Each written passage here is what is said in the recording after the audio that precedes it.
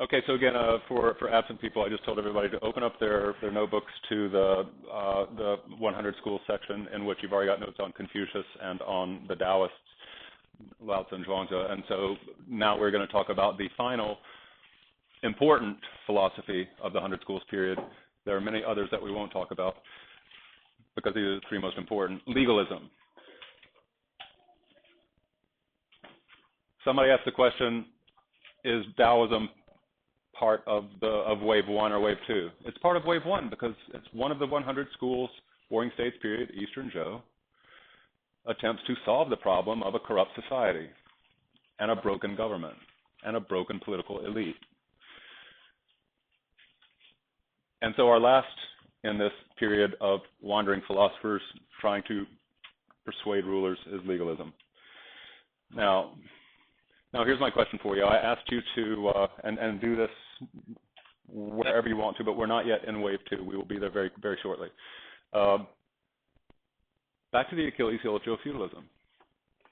I gave you that metaphor because that metaphor is operative from the very moment that feudalism is created based on loyalty and sumptuary codes at the foundation of the Western Zhou dynasty, right? That's the problem. And here we are. That was 1050 BCE. Here we are. It is now 250. It is 800 years later. The system broke down by 770, so it's still 500 years later since the system broke down. Jack, you with me?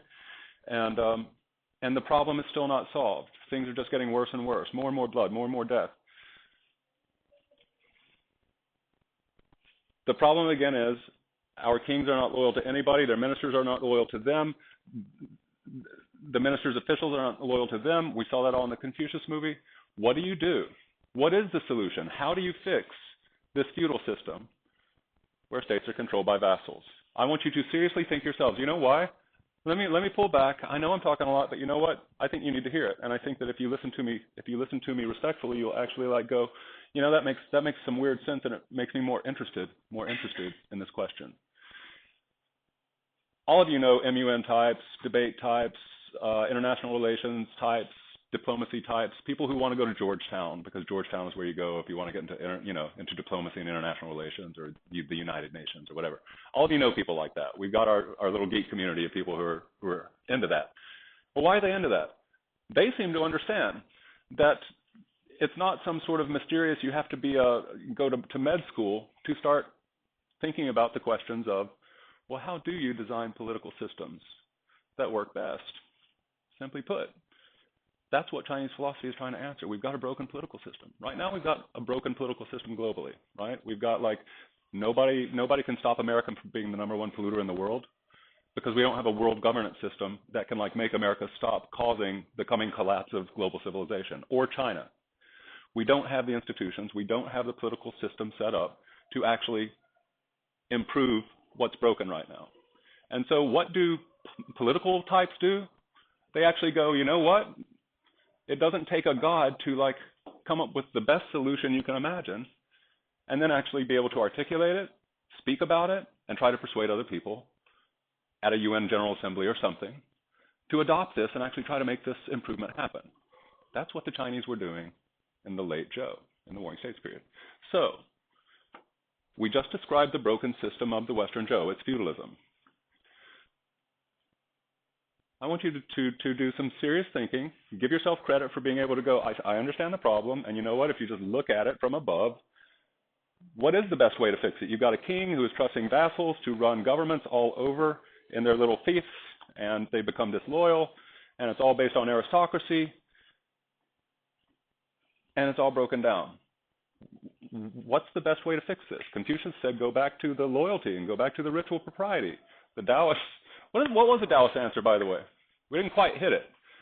It was in passage 7, topic 7 of the Taoist packet. Who had that? I asked all of you to have. So, okay, very quickly, that's not a real hard question, is it? You read the Taoism thing. So what was the Taoist solution politically? Do you remember? He talked about the 3 types of kings. The best king? Best ruler, the shadowy presence. The best ruler, Lao Tzu says, is a shadowy presence.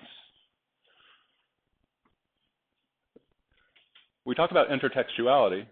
The second best ruler? is the ruler they loved. Intertextuality, who are they pointing to? Confucianism, the sage king, the Yao, the Shun, the Yu, the King One, the Duke, right? The third, the worst ruler is the one they fear. Intertextuality. I'll tell you, the one they fear, that's legalism, and that's coming. They're pointing to the legalists. A shadowy presence. Let's talk about that for a second. What are the Taoists saying is the best type of government if the best ruler is one who is, quote, a shadowy presence? Sam? One that doesn't have much influence, or one that doesn't need to exert his power. One who doesn't have much influence, one who doesn't exert his power. Can we see how Taoism would, let's keep going and saying, so how I agree with you. So now let's try to connect this to the Taoism thing. The Taoism are actually saying this doesn't exert his power. What's our Taoist concept, and Confucian too, on the sage way to act in the world? It's kind of connected to the negative golden rule. What do you not do? Interfere, impose, a shadowy presence. Doesn't exert his authority. Doesn't impose on the people. How would that actually work practically in the day-to-day life of the people if the best ruler was a shadowy presence to them? What would life be like for the people?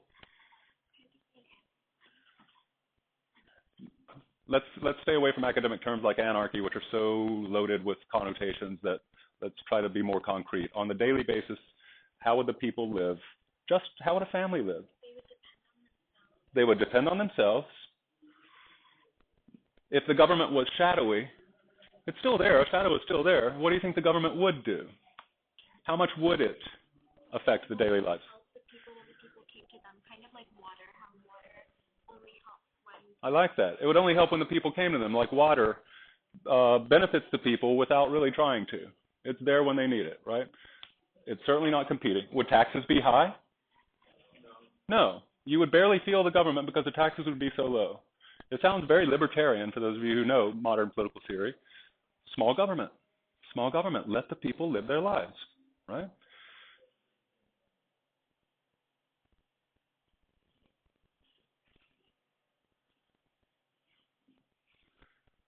So that's the Taoist way.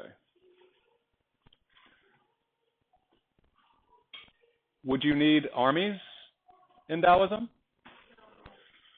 Never?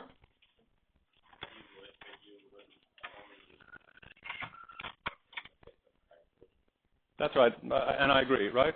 Taoism is not stupid, and I can, just to remind you of things in order to save time, what does Taoism say the sage does when it comes to, like, look, problems are going to come. How does the sage deal with big problems? Deals with them when they're small. The sage is he foresees well enough. He can, like, anticipate and predict coming problems and deal with them when they're very small.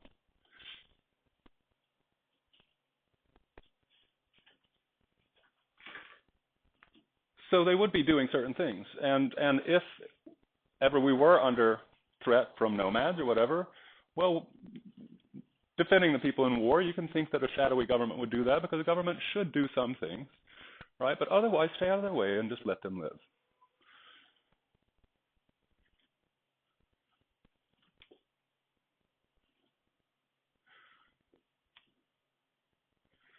Now I'm going to ask you, when you look at the Achilles heel of Joe feudalism and how it has led to 500 years of roughly World War II violence, how would you fix it? Allow yourself to be a political theorist right now. There are no wrong answers. In fact, your solutions might be wildly simple. And maybe a wildly simple solution starts us going in the right direction. How would you propose fixing this broken feudal system? Think amongst yourself first. And you could even discuss amongst yourselves first for the next couple minutes.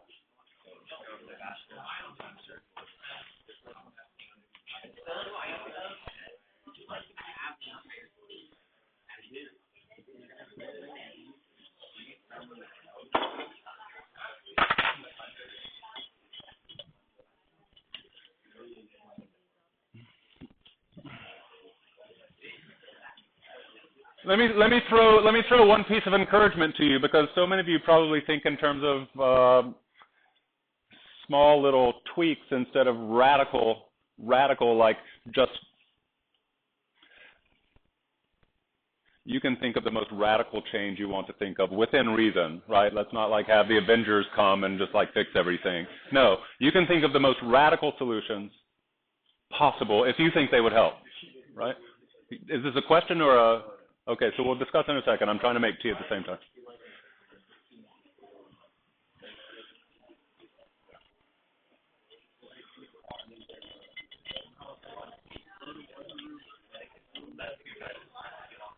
Hey, let me tell you something.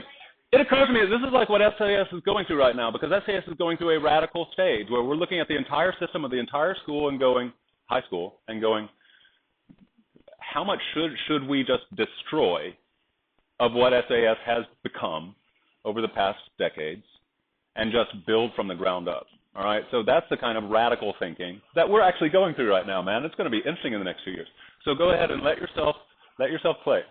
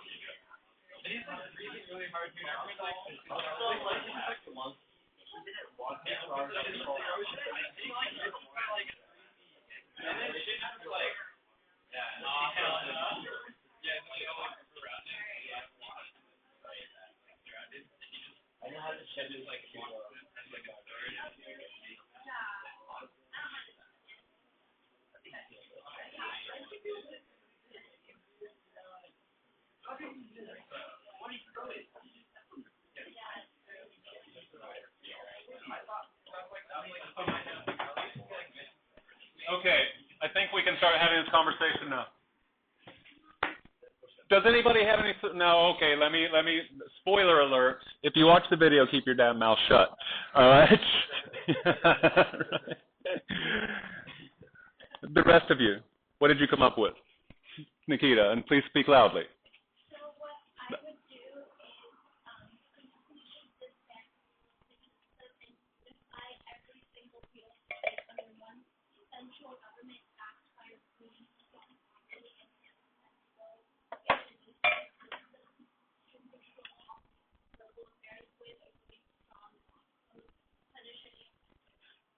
Sounds like you watched the video, did you? Did you get through some AP World? Well, I was. Bloody AP World.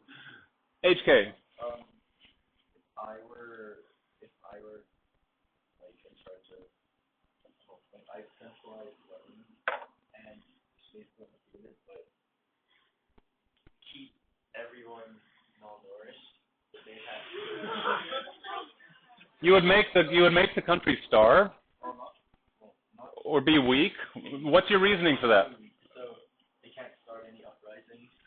Okay, all right. And so notice a bizarre solution, but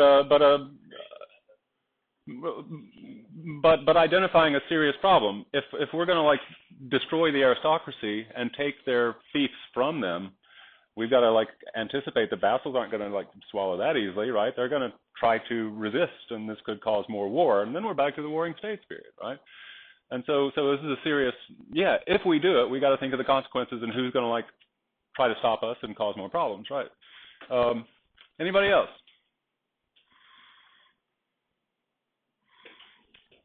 Okay. Now you can go on to your wave 2 begins. Oh, no. I'm sorry. Look, I am as crazy in need of a break as you are. I'm going to give you the theory of legalism in a nutshell. I have a reading on it, but I think I left it in the book room. And if anybody wants it, it's good, and I will give it to you. If you wait for a couple of minutes during lunch, I can go get it. It explains legalism in about 8 pages. I'm reading the great legalist philosopher's works for the first time right now, Han Feizo. Black pen.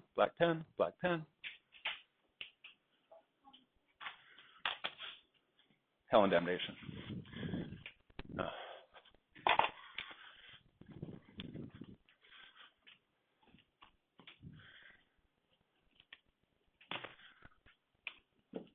That works. Okay, so first of all right, so you're taking notes on legalism right now.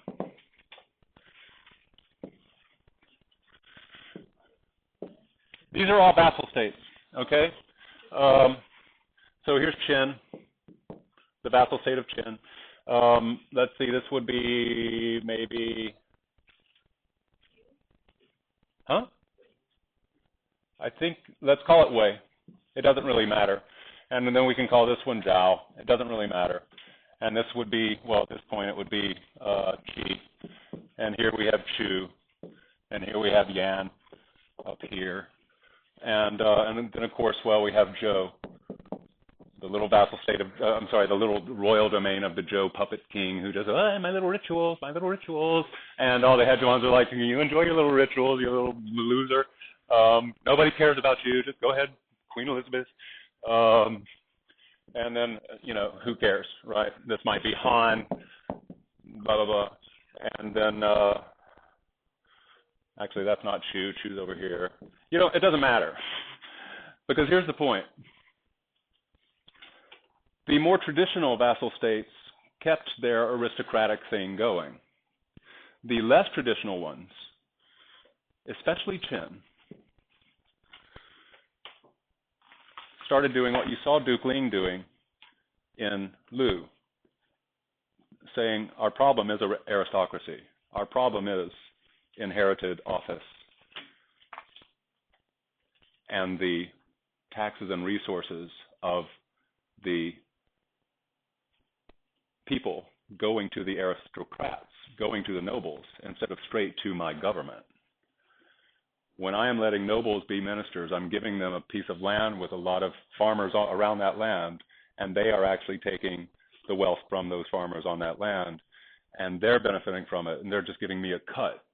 If I directly administered that land, I would get all of the proceeds, all of the taxes from those farmers. And so the problem is the feudal system itself, aristocratic office, inherited office, aristocracy. And so we need to centralize our government.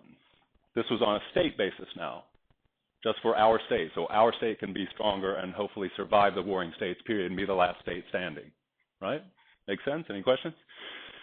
And so, so how do you do that now? You could starve everybody so that they can't fight back, but then you've got a starved state that the state next to you is well fed, just comes in like, okay, let's go like wage war on the starving weak state, right? So not the best solution, but a good anticipation of the problem. This is how they did it. First, when they conquered in this dog-eat-dog period, let's say that Qin, and they did, took Wei. And suddenly, you've got an enlarged Qin state. Well, just like the Duke of Zhou, when he, during the civil war against his brothers, expanded the state and said, what do we do with this territory? What did he do with the new territory? What did he do with it? Gave it to vassals, generals, relatives, whatever. Gave it to vassals. That's the traditional way. That's the feudal way.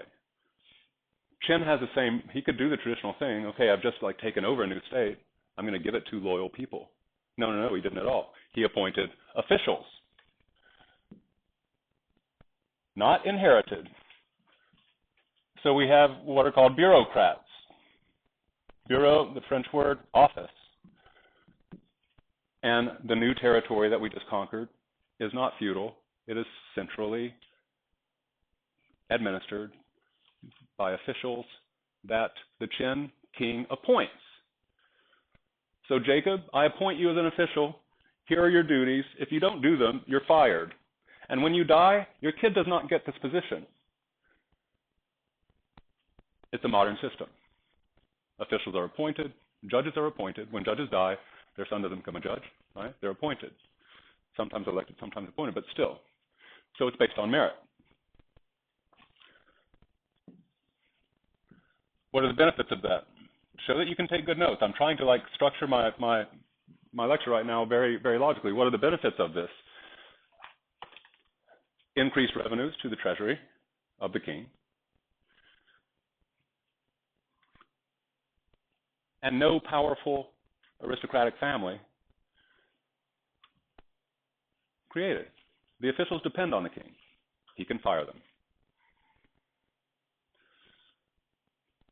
You can't fire an aristocrat because inheritance is the whole principle there. You've given them a gift, you can't take it back. Or at least it's very difficult. All right, and so that's one way. That's one way to overcome the aristocratic hold on power. Conquer a new territory and don't put aristocrats there. No new aristocracy in the new conquered territory. The second way was, and this was an advantage to the outer states. The outer states. Why? Because there are no states outside of them. China proper. Start cultivating new land. This is the old border. We have just taken the trees off, made farmland, and now we can put farmers on there, and that newly cultivated land, we can again appoint officials to run. More farming, more produce, more wealth, more soldiers, on and on and on, right? So those are the two ways that they started creating centralized bureaucracies. That's our key word here for the legalists, centralized bureaucracy. Centralized meaning power comes from the center and resources and revenues go to the center. And bureaucracy, officials, again, officers. Bureau means office. The states that started doing this radical legalist reform, they had an advantage over the traditional conservative states who wouldn't, because our ancestors did it this way. Well, and you know what? You've got a bunch of mediocre, corrupt lords, and you're very weak, and so now it's really easy for us, say you're Han. It was really easy for Qin to go, the Han is weak, they're divided, the lords are all against each other, they're all power hungry and ambitious and in it for themselves. Bam. We'll take Han. And look at Qin grow, right? And you got more officials here.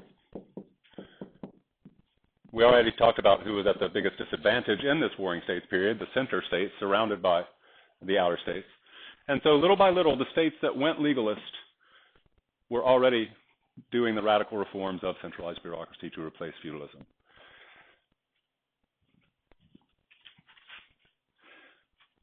How did you decide whether to hire, whether to fire an official? How did you define what an official should do? And how did you make that official honest so that he did what I hired you to do and gave you this post as an official? You did it by law. Regulations. How are you going to run this place? Here is our law code. We have written exactly what is expected of you as an official doing this job. You do no more than what I'm telling you to do, because if you do more, you might be doing it because you are trying to make yourself look good and be more popular than me, the king. So you do no more than I'm telling you to do, and you certainly do no less.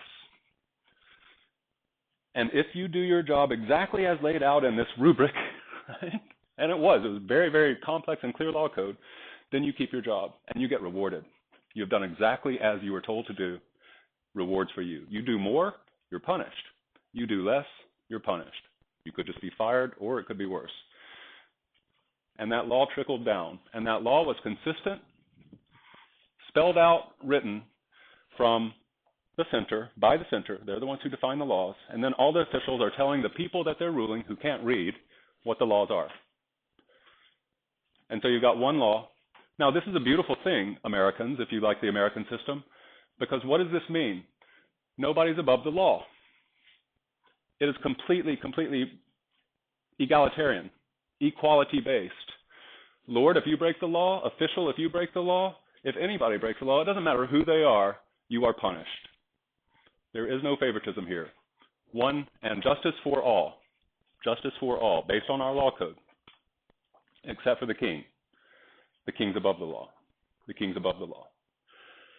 It's very important.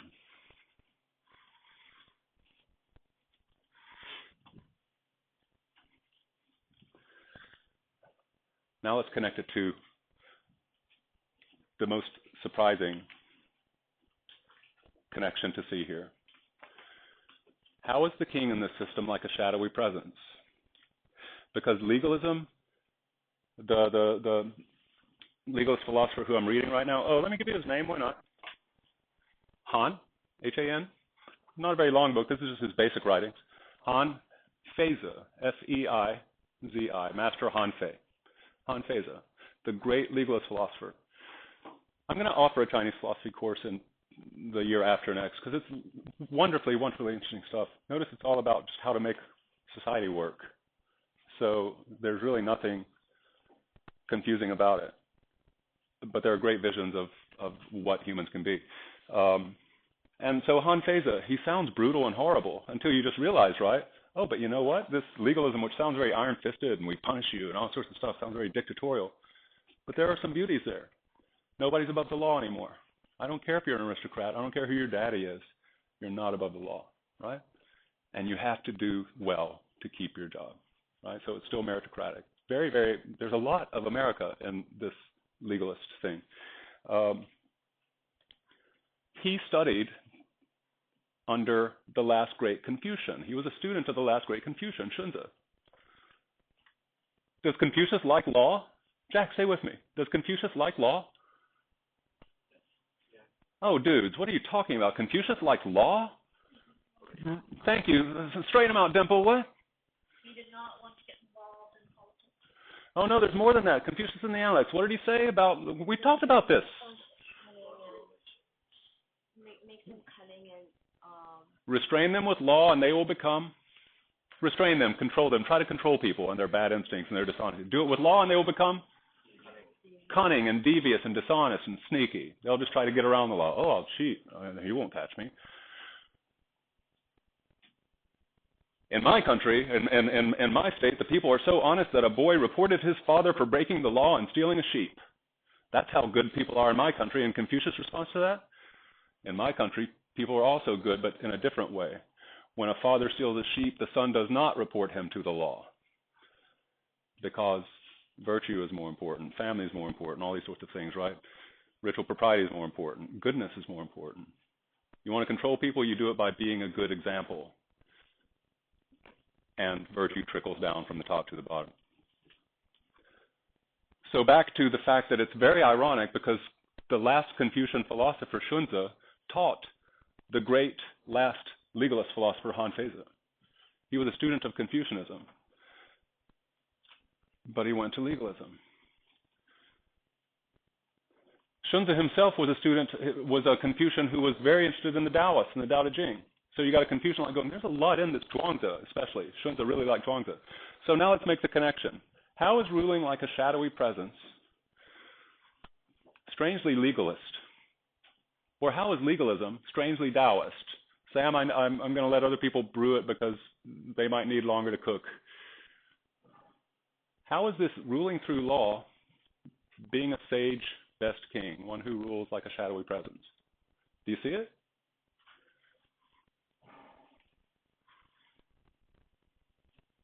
Who thinks they see it? Okay, Sam. Well, the king himself is the shadowy presence just because he himself isn't really administering anything. It's only his officials, and he only comes in when his officials aren't doing their job correctly. And his officials. Do his officials even... What's the role of the law here, I suppose? Legalism is ruled by law, rewards and punishments, and harsh punishments. Do you see how they're a shadowy presence? Yeah, HK. I think it's because once you just lay down the laws and explain that there are like harsh punishments for everything, you don't really need to govern the people because the rules will govern the people. So people will govern themselves. Exactly.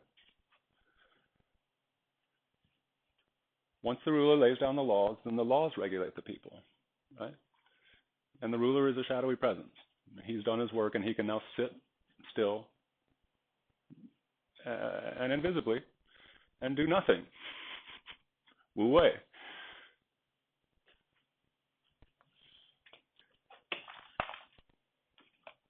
And so it's a very interesting sort of close to the 100 schools of thought to see that legalism, which is by simple-minded people who've taken just like AP World or something, picture only like an iron-fisted dictator, and don't realize that it's also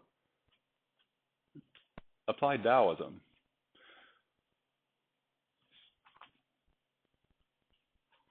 Because a good way to be a shadowy presence is to clearly define what is right and okay and permissible, and what is not okay and not permissible, so that then you can retire and rule like a shadowy presence. The laws do that work.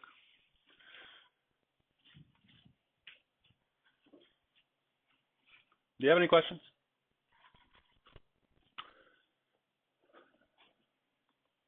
All right, so we're now going to watch. We're going to start watching the Qin film.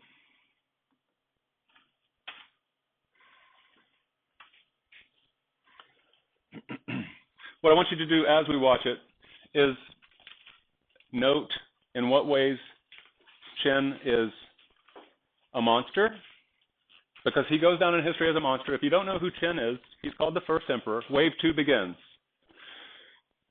To finish this thought, Qin ends up being the last state standing. Qin unifies China. Hey, how many of you would be interested in saying history of China's this time? Next year, there's not going to be a history of China. I told you that. Next year, it's history of China until 1800, first semester. Second semester, history of China 1800 to the present. An entire semester on modern China. Because what happens in this class is when we get to the 20th century, which a lot of people are interested in learning about because we have a bias towards modern history, I hope you see that ancient history is very, very interesting. Do you agree with that? This stuff, do you? I should never look at you and say, do you? Because if you said, you wouldn't say no, although I'm asking you to be honest. I'm gonna take a poll on this, so I'm just going to warn you.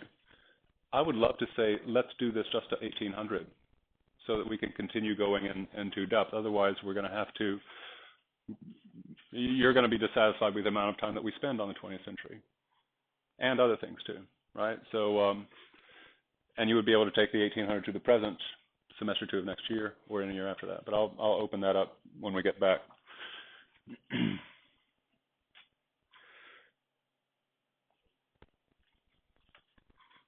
Here's what happens. Qin wins. Qin takes all the states. That legalism really worked. And a new era starts. You're now in your wave 2 section of your notebook. A new era starts. Qin. Look at the word and hear it. Qin. Add an A to it, and you have Qinna. Pronounce an I differently the way we do, and you have China. China is named after Qin and the Qin dynasty. The name China that we have given to it is based on the unification of China by the Qin first emperor.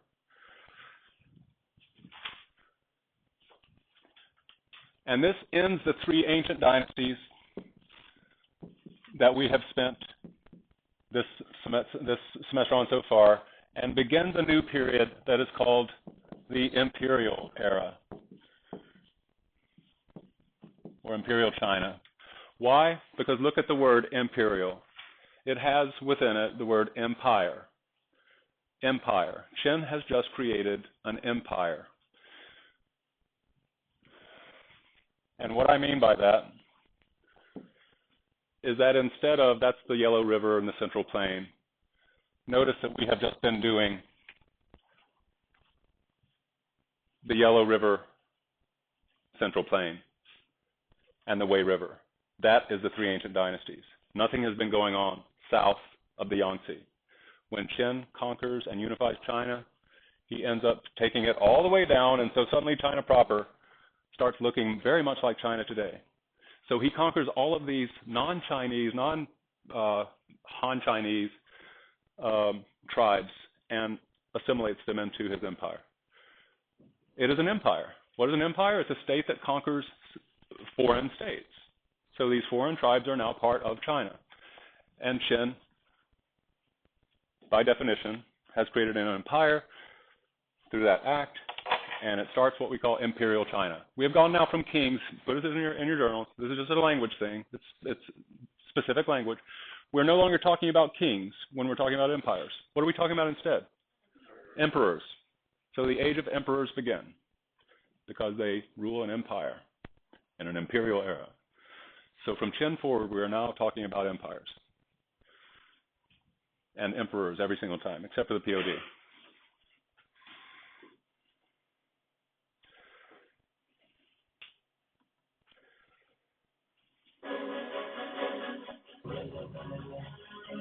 This is a story that took place more than 2,000 years ago in one of the most advanced civilizations in the world. I know.